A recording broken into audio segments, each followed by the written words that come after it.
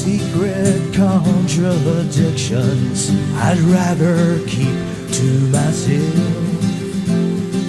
The spotless book that's never been used conceals the dust on the shelf.